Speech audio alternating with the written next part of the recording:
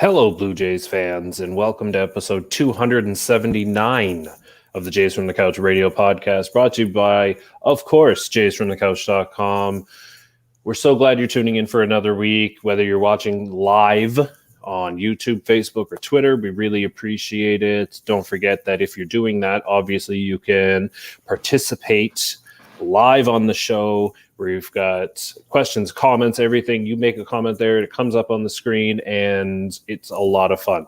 So don't be shy. Say hi. And as well, the audio version of our podcast can be found anywhere you find quality podcasts, Apple, Google, Spotify, Stitcher, wherever. You'll find us there. So just look us up, Jays from the Couch, give us a subscribe, rate and review, and all that fun stuff. And we would be forever in your debt. I'm your host, as always, Sean Doyle. We've got a great show for you. There's my Twitter handle in case I forget. But joining me, as always, host of the On Fek Circle, Tuesday, 6 p.m. Eastern Time, the Feckless Wonder himself, Steve Fek. How are you? Great, Sean. Hi, Karen. Hi, Steve.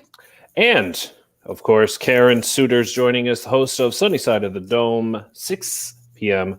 Thursdays. Karen, welcome and good evening. Good evening to you both. So I'm actually really excited about this week because I have this thing. I just had one of those days at work, where you're just like, nah. And if I didn't work with other people's children, I may not be able to restrain myself from physical violence. So it's been one of those days. However, I'm always glad because Karen and Steve, you guys both have this way of just kind of bringing me out of it, and I enjoy our time together on this podcast. So I'm thanking you in advance, but also kind of giving a plug to the episode itself. Sarah's already watching. Thank you, Sarah, on Facebook. Teacher Troubles. Listen, you have no idea. You have no idea. Teacher troubles. She's a teacher herself. Sarah, are you a teacher? I'm guessing not, given what I do know about Sarah. But maybe one day, who knows? Run, Sarah, run for the hills. Anyway, but we do have a great episode this week. We're going to go back to our trivia idea. This time we've got past off-season trades, so that should be hilariously fun, given that I can't remember anything ever. And of course, Steve's going to host that competition, little friendly contest. If for our listeners, you'll remember that Karen absolutely mopped the floor with me last week. It would be embarrassing if Karen wasn't so knowledgeable and smart. I don't feel bad losing to Karen, but it was a pretty big blowout, as they say. And of course, we've got our more fake news for you, and we'll talk about some real off-season stuff. But before we do that, let's have some fun. Let's get into Sarah. Thank you, Sarah. Thank you for that. Yes, yes. My butt has never been whipped like that since I was a child. So thanks for that, Sarah. Yeah. Anyway, we're going to go right to it. So I'm going to throw it over to the host of our trivia game show, the Feckless Wonder himself, Steve Fek. Thank you, Sean. And welcome to the premiere episode of Trading Places, where we once again put to the test the memories and the fond and not so fond memories for our couchers to see what happened in past off seasons. So of course, this year it's off to a little bit of a slow start, unless you're a Detroit Tiger fan. Then there's a lot of stuff going on there. But the concept's pretty easy. Like last week, it's going to be 9 innings, so 9 questions. The questions will each have a value or a run. So if you answer the question correctly, you will score a run. And some are 1-run questions, some are 2-run questions. There's 1 3-run question, and some knowledgeable coucher might hit a grand slam with a 4-run thing. You both can give the same answer. You can both earn points as you go on, just like in a baseball game. Somebody might score in the top of the inning, Somebody might come back and score in the bottom of the inning. But end of 9 innings, we'll see who comes out ahead. We do have an extra inning question, just in case we have a tie. You're prepared, Steve. I'm impressed. I have such a pathetic life outside of annoying Blue Jay fans on social media and here on the podcast and my show. What else am I going to do? So I want to make sure we make this special. Yes. If we go into extra innings, does that mean that we get to like start a runner on second? So if it's multiple choice, there's only 2 answers to choose from, or No. No. This is real baseball. This is baseball history. All right. Not baseball hysterics, baseball history. All right. I'm ready. None of this runner on second, whatever. Okay. Right. Sean, Karen, you are ready? We're going to give Sean the first answer this week since, Karen, you led off and we're the visiting team, if you will, last week. So this is going to be around the 91-92 offseason. First question, 1 run for the correct answer. And we're going to make it simple. True or false? During the 91-92 offseason, which was the offseason before the Blue Jays' first World Championship, the Blue Jays made no trades. True or false? Am I first? Yes. That's false. I'm so glad you listened to me as I'm talking during the podcast, Sean. Yes, you go first. I've learned to tune you out, Steve. I apologize. Oh, fair enough. Yeah, false. False? Karen. Yeah, I'd say they made at least one really big trade, so that'd be false. You both got shut out. They actually made no trades during the off season before the 92. They made lots of trades in season, and of course, the year before there were lots of trades. But actually, in the off season for 92 off season, no trades. So Carter Alomar, that was the year before then? It was. Ah. Again, the 91. When I say 91-92, off season starts in 91. And then leads into 92. So, that was the year before. Yeah, okay. Yep, December 5th, 1990. Wow. Okay. so both teams pitching a shutout so far. Another true or false question. Alex Anthopoulos made more off-season trades in the infamous 2015 season than he made at the trade deadline. True or false? Karen, you give the first answer. Oh, boy. Hold on a second.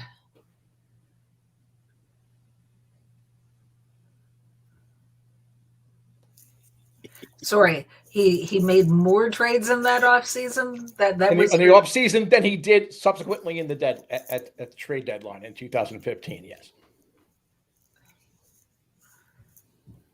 False.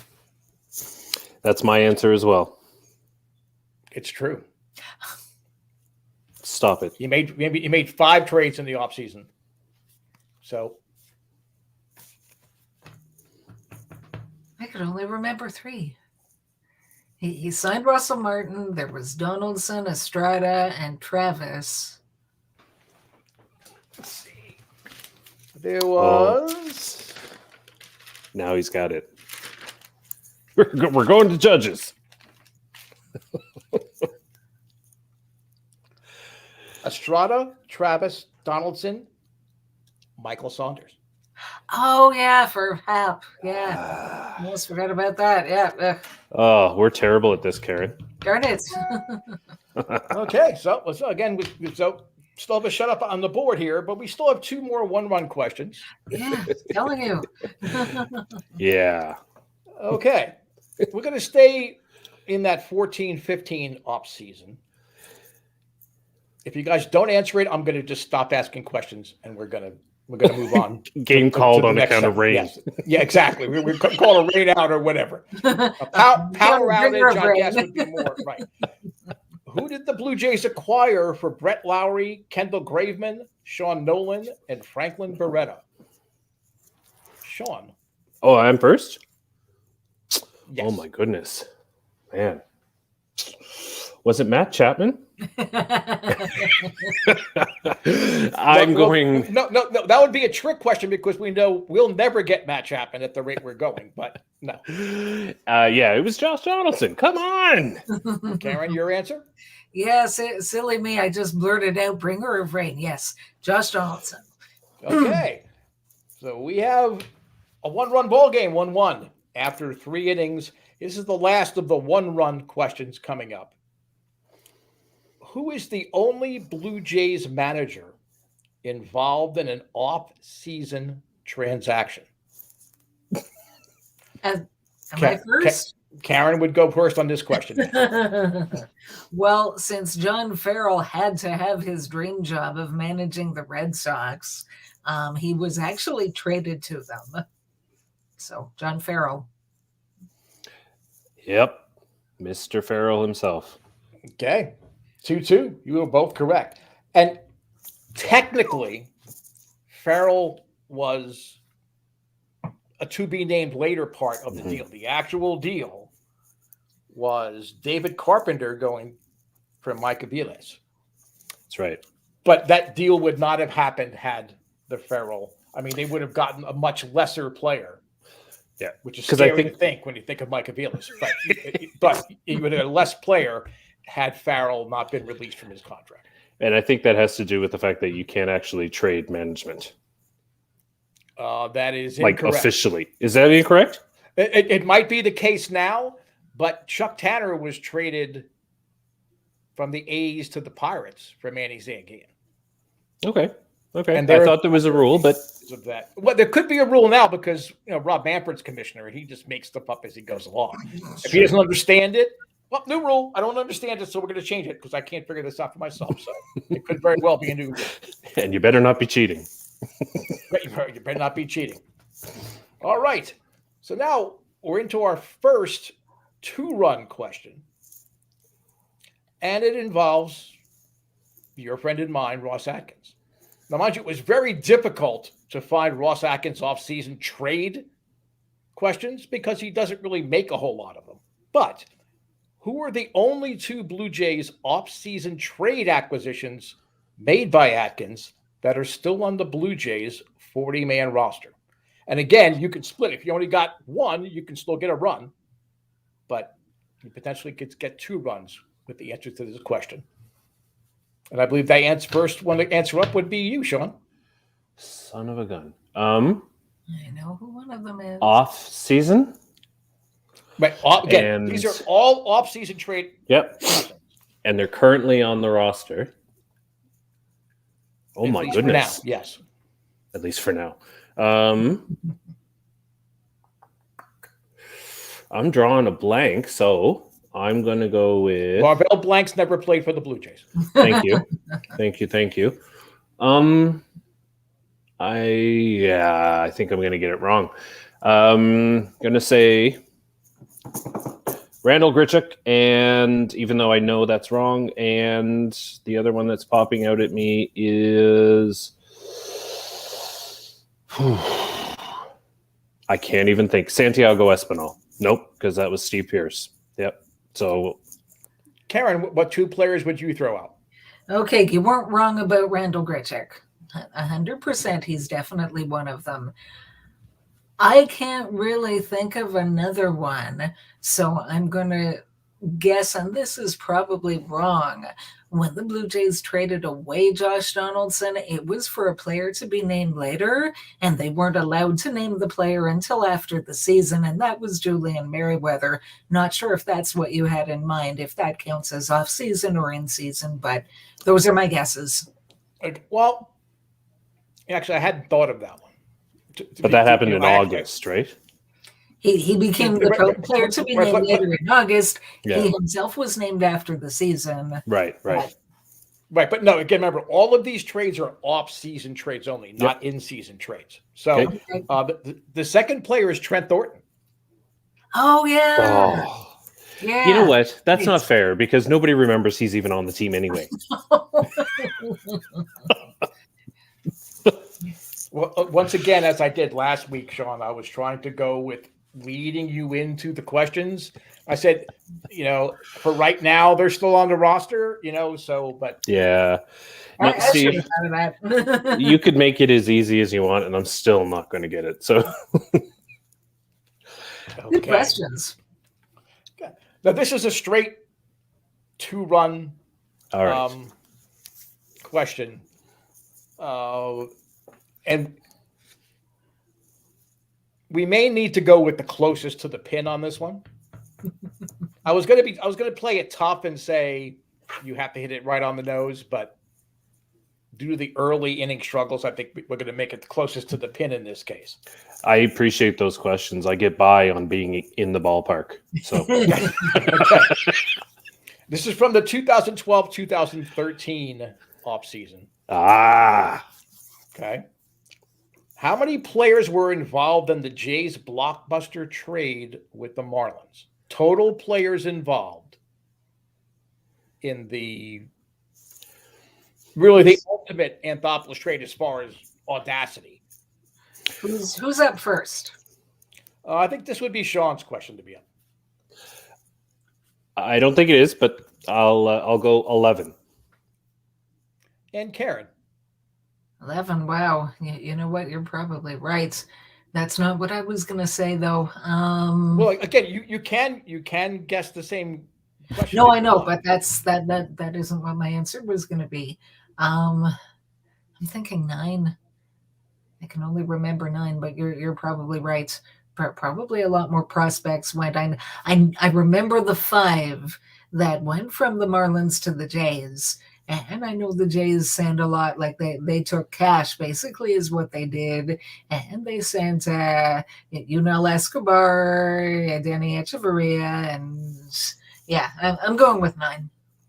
It was actually 12. So Sean would pick up the two runs there, since we're going closer to the pin.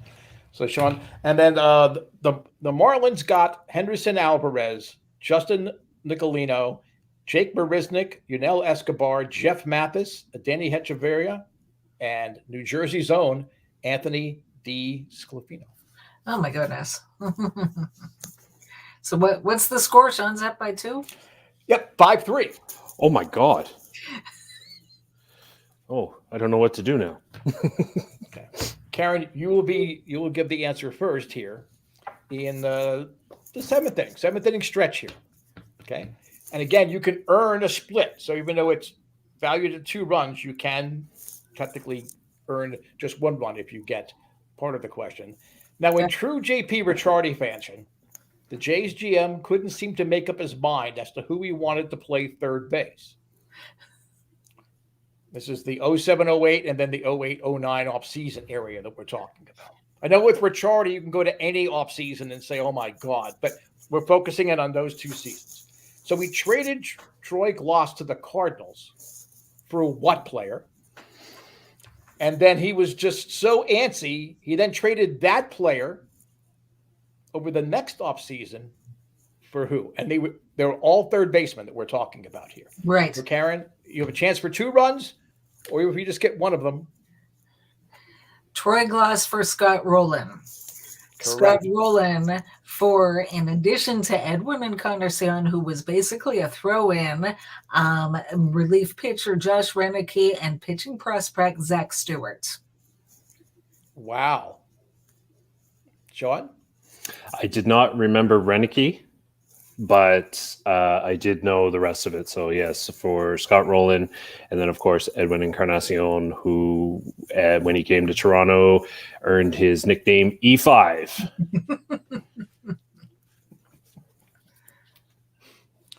Okay, so we're at 7-5 heading into the 8th inning. Now this is a 3-run question. Okay. Once again, you'll be able to earn 1 run, 2 runs, or 3 runs on this. This is the old day, like when I was a kid growing up in 06, 07. 3-run homer. The teams were always waiting for the 3-run homer. So let's see what we can do here for you, Karen. Sean, you'd be answering the question first. Okay. So JP Ricciardi, we just talked about, did not accomplish much during his time as a Blue Jays GM. But he did make the Jays part of a 4-team trade on December 15th, 2002. Name the other 3 teams involved. Obviously, the Jays are one, but so you only need to name either 1, 2, or all 3 of the teams involved in that 4-team trade. Would it help to know what players were involved? Yeah, I think it might. I mean, don't give us all of them, but maybe either who Toronto sent or who Toronto got. Toronto sent Felipe Lopez. That was their contribution to this. They got back the inimitable Jason Arnold. Yeah, I was wrong. That doesn't help. Okay. But the other okay. 2 players involved were oh my God, wow. I drew a blank. It doesn't matter because I'm guessing teams at this point anyway. So I'm going to say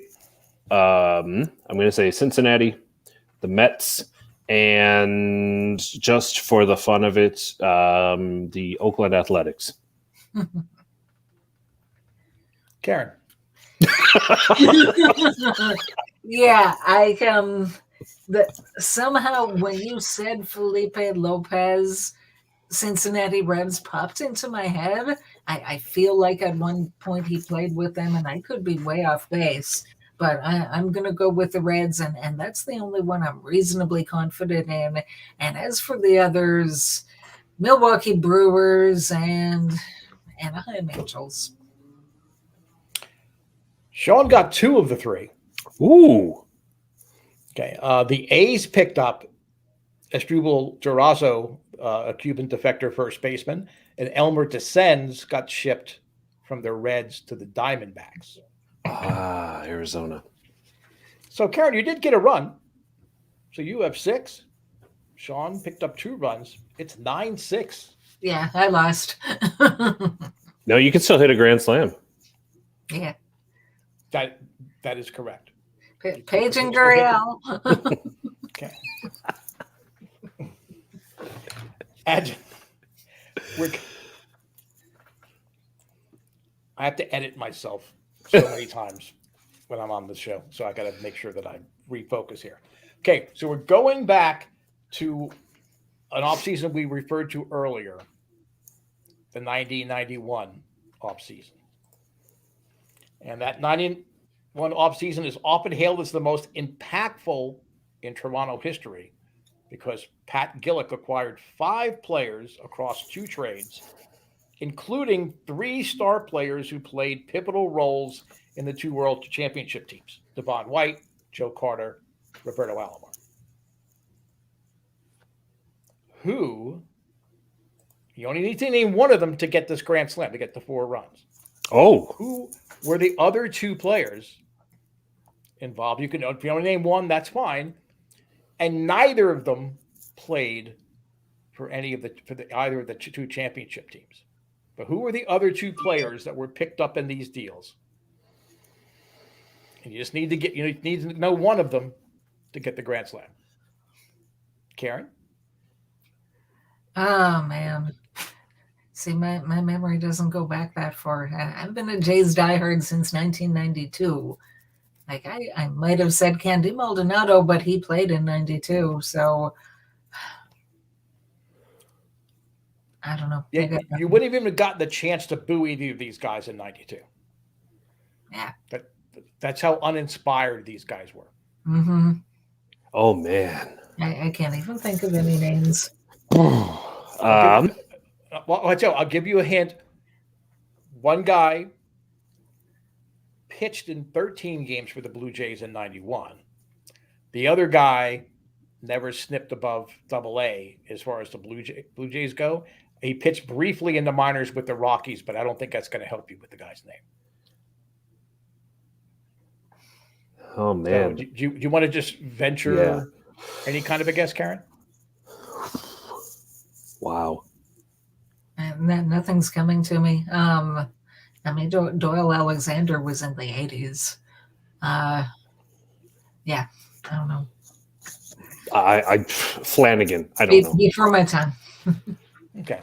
Actually, it was Willie Frazier and Marcus Moore. Okay. You know what? If anybody is listening to this episode, either live right now or the recorded version of it, and you want to check that out, I want you to get to me, hit me up at Twitter at Doyle JFtC. I want you to tell me if you actually knew the answer to that question. Well, again, Frazier and Moore came in the Devon White deal from the Angels. Right. It just sounds like a law firm, Frazier and Moore. That's And it does. And you know what? Actually, this might be a perfect segue. Because isn't really Frazier a Canadian, a fellow Canadian? Oh, come on. Listen, I know you Americans all think we do, but we do not know every other Canadian. Well, you should know Canadian baseball players because there aren't that many of them. I mean, there's a decent. I mean, there's more. There might be as many Australian players as there are Canadian players in the majors right now. So I was just thinking, out of national pride, you would know that. Our national pride went out the window when we forgot Michael Saunders. Yeah. Sorry, Michael. Well, regardless. Anyway. Our founder and senior editor, Sean Doyle, 9-6 victory over Karen Doyle of Sunny Side of the Dome. Or Karen Suter. Yeah. I mean, Karen and I are close. We're good friends, but we're not quite there yet in our relationship. But maybe one day. And I don't think your wife and my husband would appreciate that overly. So yeah, no. But no. I don't know my own social security number or my phone number. I know all this trivial crap, but I can't tell you like really valid, important, and personal information about myself. So what do you expect? I do apologize. I apologize, Ron Suter. I apologize for that. I should not have traded Karen in Nova Scotia. We weren't expecting for a spouse to be named later. I should not have done that. I do apologize, but hope everybody enjoyed it there at home and that you got maybe more points than our two couchers did. But this was Trading Places. I'm sure we'll bring it back sometime during the season around the deadline. Absolutely. I think there's more. There might be more memorable deals at deadline time. I think that they stick in your brain more than I'd say so. Yeah. And more fun to be had. And of course, we are always going to sprinkle these in, especially in an off season where, it doesn't look really like anything's happening right now.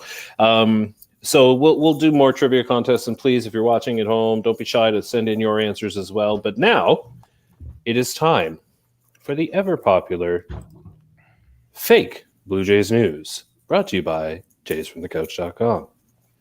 Leading off our news items, Nate Pearson underwent successful sports hernia surgery and is working his way back. After trying to adjust his delivery to alleviate pressure on his groin, he realized it wasn't a good idea. So he needed to try something else. When asking his teammates for advice, Reese McGuire was quick to jump to Big Nate's aid. However, Nate left it to the medical professionals. He figured that more than McGuire, they probably had a proper method for alleviating pressure in your groin. I can't make eye contact. And in other news, it's been almost 2 years. I feel bad for Reese. I do. No. Anyway, sorry. Now that the offseason has arrived, bloggers everywhere are practicing the art of taking one sentence and turning it into a post. That's right. When a tweet comes out about the offseason or hot stove, you can bet it will be followed by 500 more words that don't really say anything. And finally, collective bargaining is underway between the Major League Baseball Players Association and Major League Baseball, and most, if not all, accounts are all doom and gloom. Fearing a lockout is in the cards. For the owners, they get to press pause on spending, and for the players, they get to stay home with their families and continue working out, etc. So if a lockout is long-term, no one would really complain since both sides get something they really enjoy. But sadly, the fans get screwed. Missing out on baseball after having COVID already taken away. But don't worry, if there's any comfort for fans, it is that baseball is a multi-billion-dollar industry because of fans. So we'll have baseball soon enough. Fek, over to you. Thank you, Sean. The Blue Jays announced today that a new unique brand of toilet paper rolls will be used in the restroom facilities at the Rogers Center this season. Fans can wipe away their frustrations on sheets emblazoned with the names of AL East rival teams, as well as players Jays fans hate most. To avoid licensing fees disputes, only the team and player names will be used, but the idea will no doubt make a normally unsettling action of using a public restroom a way to rally Jays fans through tough games. Kind of like doing the wave. Another team-friendly measure will be to deny access to the restrooms to any fans wearing merchandise supporting their fandom of the opposing team that night. They will also be denied the purchase of drink cups and popcorn buckets that could be used as an emergency substitute. A team official put it bluntly when he explained, if fans attending a baseball game at the home of the Toronto Blue Jays decides to wear the colors of our opponents, they're just going to have to hold it in until they get home. Now, one event that Blue Jay fans will not need to hold it in for will be conducted at Casino Niagara in Niagara Falls, Ontario during the holiday season.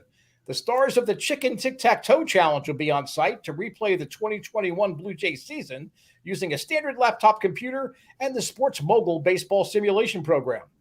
Starting with the opening of free agency after the 2020 World Series, the Fair Foul will peck their way through a 162-game schedule, with handlers teaching them how to respond to prompts and commands that come up on the screen. Though all in-game decision-making, trades, and lineups will be left strictly to the birds. During initial rehearsals, a spring chicken training, if you will, the Blue Jays advanced to the playoffs every time, including 2 ALS titles, a trip to the World Series, face former Blue Jays GM Alex Anthopoulos' Atlanta Braves. Now, I asked both the Chicken Challenge trainers and GM Ross Adkins for their comments, maybe a little hype for the event coming up. But the management for the Chicken Challengers dismissed Adkins' attacks and complaints, stating all the chickens do is stay aggressive in the free agent and trade markets, logically manage their lineups and pitching rotations, and not give a cluck what the media and fans think. No word yet if Jays manager Charlie Montoyo will attend as an observer. Back to you, Sean. I knew where that was going the whole time. Oh, and it was still funny. Okay. Steve.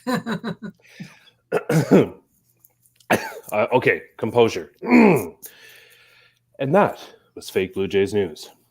Now let's have some actual serious talk. We've done a trivia contest where I can't believe I won. I think Steve's math is off. That's why he doesn't like metrics and statistics, because clearly. No, I can do real math. I don't do fake made up math. Real math I can keep track of. So, well, and luckily none of you scored above the number of digits I have between hands and toes, so I was fine. So I was good there. I scored 9 runs, but I was expected to score way fewer. The expected score. But so we had a trivia game. We had some fun with the fake news, and to put a bow on this episode, number 279, I think we should probably. It seems like the offseason is there are the Detroit Tigers for one and the Tampa Bay Rays for another are kind of going along and they're pulling the trigger on some deals. Big, that remains to be seen, but the Tigers getting Tucker Barnhart and Eduardo Rodriguez, they're going for it. They're going for something anyway. We'll see. But very quickly, I wonder if this is a thing, like the pressure's on before the CBA expires and all of that stuff. So I would like to ask each of you very quickly if you could maybe think about the one move that Toronto should make before December 1st. So there's 2 weeks left. Is there a move that you see them needing to make, or possibly it would be smart to make, kind of rushing, so to speak, because they may not have the whole off season to kind of see how the market evolves and all of that, right? So what is it that they should do quickly? Or do you think they should maybe just not do anything? And Karen, I'll start with you. What is it that you think that should be done just in case? I mean, there's lots of things I'd like to see them do. With your permission, I'm going to choose. So they could sign a free agent, they could make trades, or they could extend a current player. If you don't mind, I'm going to choose one of each. Sure. Free agents, let's bring back Robbie Ray. He was great. I want to bring him back for the next however many seasons, 4 or 5, whatever it's going to be. Trade, the rumor is out there, if they can get a hold of Luis Castillo from the Reds, and the acquisition cost isn't stupid, even if it means taking back a bad contract like Moustakas or whatever. Joey Votto, I wish. No, that's not going to happen. Mhm. No trade clause and all. And extension, if I'd like to see Teoscar Hernandez. He's become one of the best hitters in Major League Baseball. He's earned his money, and I'd like to see him around for another 4 or 5 seasons. So Right. Now, just to kind of put you on the spot, of those 3 things, do you see any of them actually happening before December 1st? Any of them could. You know what? I don't think Robbie Ray has officially rejected the qualifying offer yet. Not that he's going to take it. Right. But that to me says that he and the Jays are working on something. Otherwise, why not just come out and say, no, I'm not going to do that? I'm hopeful. Yeah. No, that's a very good point. All right, Steven, you're up. Is there a move that you see needing to take place or that they need to jump into before December 1st? Well, they need to replace Ross Atkins, but I don't see that happening. I think the one thing they need to do is plunder the Oakland A's roster to whatever extent that they can. Now, again, the A's are going to be mega busy this offseason. They have to move contracts. It looks like their stadium is not going to get built in Oakland, so they're probably on the move either to Las Vegas or somewhere else. Wow. So you need to get some combination of either Matt Chapman, one of their starters, whether it be Chris Bassett, Sean Manaea. I think they've got some bullpen arms that could be useful, not necessarily back of the leverage inning kind of guys. I think that they need to pick up maybe 2 of the guys from the A's. The A's are going to spread the wealth. They're not going to just load them all into one deal. But I think that's the one thing that they need to get done. And that's the one thing I see them getting done is acquiring some of the A's contracts and players they're trying to move on. Right. Now, for me, I think I would jump on something like that, but I'm wondering if they're holding off. They're going to hold off on trades because of the negotiations and whether or not that impacts arbitration years, right? Because a lot of the money that Toronto would be taking on in a trade like with the A's are arbitration eligible players, right? So I wonder if there's going to be a pause on that just to find out where those negotiations are going. So if I had to choose the one deal that I think that they're going to do or should do or could do, I think I have to agree with Karen in that Robbie Ray, if they're going to do it, just do it and get it over with. Because I think that, first of all, he signed so quickly last year. So quickly. He wanted to be in Toronto and they wanted him there.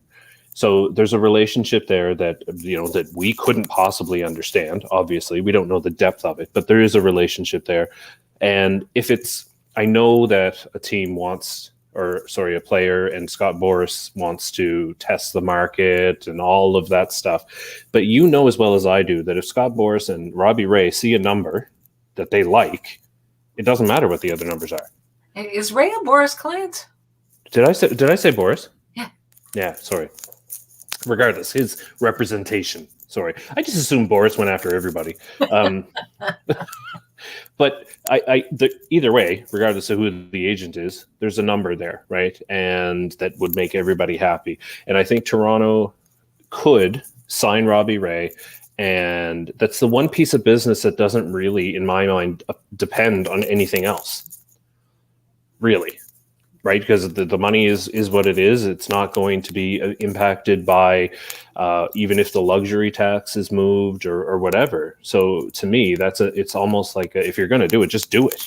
And that's kind of where I am now. There are other deals that they could, should, and make and all of that, but that's the one that I would say doesn't need to wait. But anyway, that's just my opinion. Who knows? Could be wrong. And Robbie Ray could be looking for something that the Toronto Blue Jays are just not going to offer. They could pull an Edwin Encarnacion and say, here, we're going to offer you this. It's a lot. And if you want to go test somewhere else, go ahead. But we're not going to wait around for you. Who knows? Anyway. Well, Ross will. No, he won't. Ross Adkins won't wait around because he didn't with Edwin Encarnacion, right? And that's why they ended up with Kendrys Morales for his 3 years in Toronto. But anyway, but of course, hopefully by the next episode of the Jays from the Couch podcast, we'll have actually, some kind of more insight into how things are going to go, and maybe even a collective bargaining agreement. But I doubt that. I kid. I'm giddy from my win in trivia. So anyway, thank you both for joining me this week. Again, wasn't feeling it, but you make it enjoyable. So I do appreciate that from the bottom of my heart. And to everybody who's watching at home on YouTube, Facebook, or Twitter, thank you so much. Listening to the audio version on Apple or wherever you find a podcast, I appreciate that as well. So Steve, host on Fek Circles, Tuesday, 6 p.m. Eastern time. Let everybody know how they can follow you. You can follow me at Feckless Wonder on Twitter. Reminder, we're alternating. So this week there will not be an On Fek Circle. And I'm sure people now have already popping the champagne corks about that information. Karen's show will be up this week. But it is Tuesday, 6 p.m. Eastern time. It'll be next Tuesday. And I think I'm going to make you all hate me even more with the next show. So. And on that note, Karen, hosting Sunny Side of the Dome Thursdays at 6 p.m. Eastern time with an episode this week. Karen, let everybody know how they can follow you and all that. Yes, I'm on Twitter at Karen Sutar1, so exactly like it's spelled there, SOUTAR1, and I'm on there lots and love to talk to people, love to debate things, baseball, other reasonable topics, always mutual respect, and yeah, I'm there.